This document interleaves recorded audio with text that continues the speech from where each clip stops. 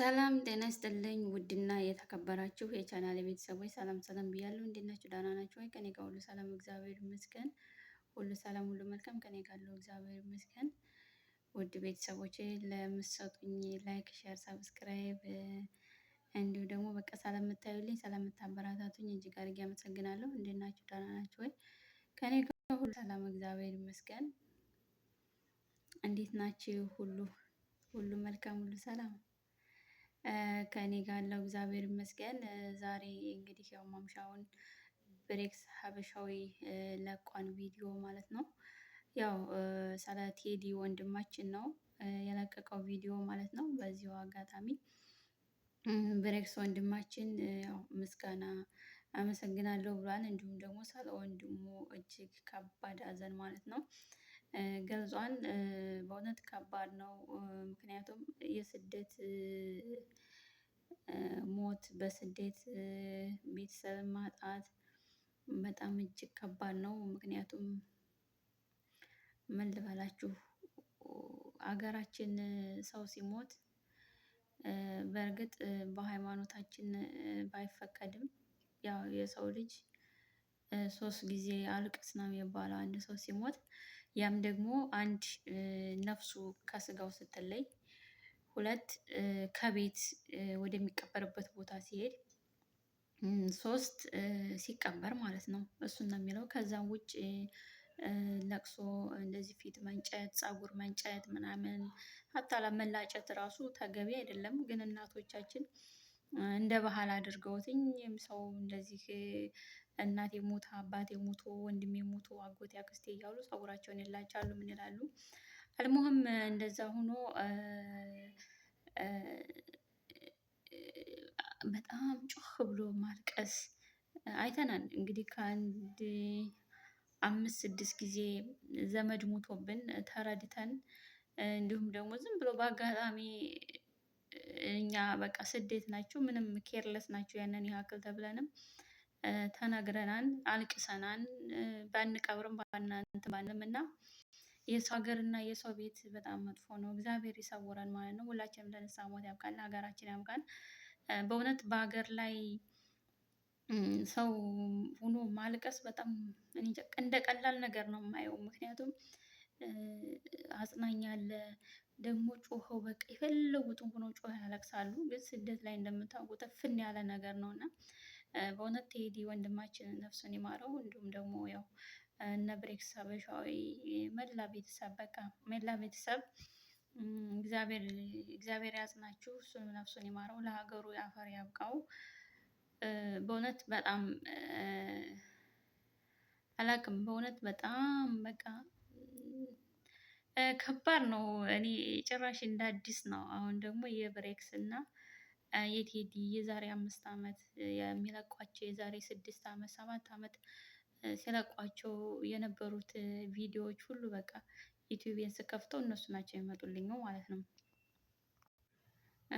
በእውነት ዩቲዩብን ስከፍተው እነሱ ናቸው የሚመጡልኝ። ራያ እያሉ ጎንደር እያሉ በቃ በጣም ነው የሚመጡልኝ። ሳውዲ እያሉ ምናምን በቃ በእውነት ነው የምላችሁ እና ዝም ብዬ እንደ እንትን ነው የማየው። ማርያምን ኢትዮጵያ ገብተው ሳለ እዚህ ሀ ብለው ዩቲዩብ ብሬክስ እና መሲ ሀ ብለው ዩቲዩብ ሲከፍቱ ጀምሮ እንደዚሁ ደግሞ ብሬክስ በብዛት እንትን ላይ ነበር የሚታወቀው ኤፍቢ ላይ ማለት ነው። በጣም ይሰራ ነበረ። ኤፍቢ ላይ ላይቭ ላይ ነበረ ገብቶ ስለ ስደተኞች የሚጮኸው እንደዚህ ምክር ምናምን የሚሰጠው እንደዛ ነበረ የማውቀው። ከኤፍቢ ወጥቶ ወደ ዩቲዩብ ገባ። ከዩቲዩብ በጣም ነበር የምከታተላቸው።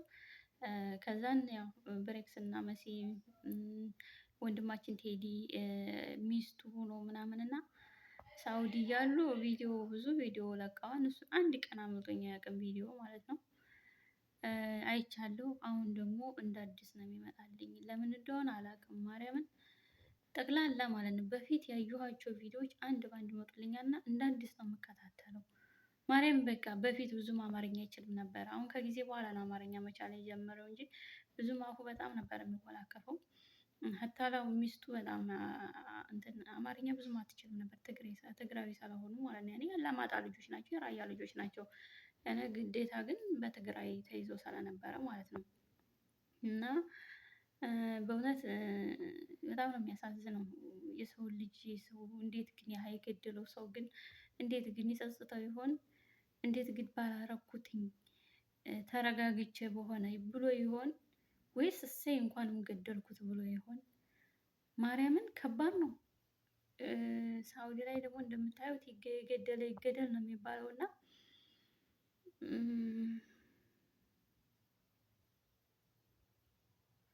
እኔ እንጃ አላቅም።